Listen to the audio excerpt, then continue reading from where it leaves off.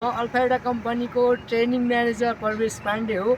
Alpha beta भनेको के हो, यसको अपर्च्युनिटी के हो, अल्फा बेटामा सक्सेस हुनको लागि के गर्नुपर्छ, त्यस्ता फन्डहरूको बारेमा म अहिले परिचर्चा गर्न गइरहेको छु।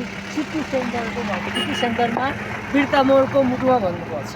अल्फा बेटा नेपालको नम्बर 1 कम्पनी हो। यदि तपाईँ ओनर बन्न चाहनुहुन्छ, अल्फा बेटाको होइन एउटा राम्रो लिडर भएर दुनियाँमा राज गर्न चाहनुहुन्छ भने तपाईँ अल्फा बेटामा आउन सक्नुहुन्छ, जोइनिङ गर्न सक्नुहुन्छ। स्पेसली अल्फा बेटामा ग्रो अप गर्नको लागि तपाईँ ट्रेनिङ लिनुपर्ने हुन्छ। 4 फेजको मर्चेन्डाइजर, ट्रेनिङ म्यानेजर, असिस्टेन्ट म्यानेजर र त्यसपछिको सक्सेस फेज भनेको म्यानेजर हुन्छ तपाईँको भन्नुपर्छ है।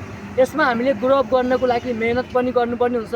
रेगुलारिटी, पङ्क्चुअलिटी, अनेस्टी एन्ड तपाईँको है पङ्क्चुअलिटी पनि हुनु एकदम नितान्त आवश्यकता छ भन्नुपर्छ।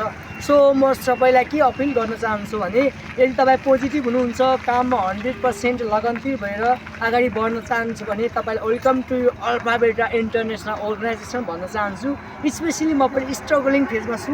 मैले पनि अपर्च्युनिटी राम्रो ग्राब गरेको छु, बुझेको छु भन्नुपर्छ। त्यही भएर म अहिले अगाडि बढेको छु। बिजनेसका फन्डाहरूलाई बुझिरहेको छु।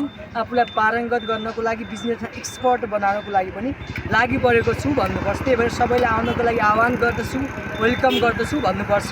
अहिले मेरो कुरालाई यतै बन्द गर्न चाहन्छु। थ्याङ्क यू सो मच, धन्यवाद।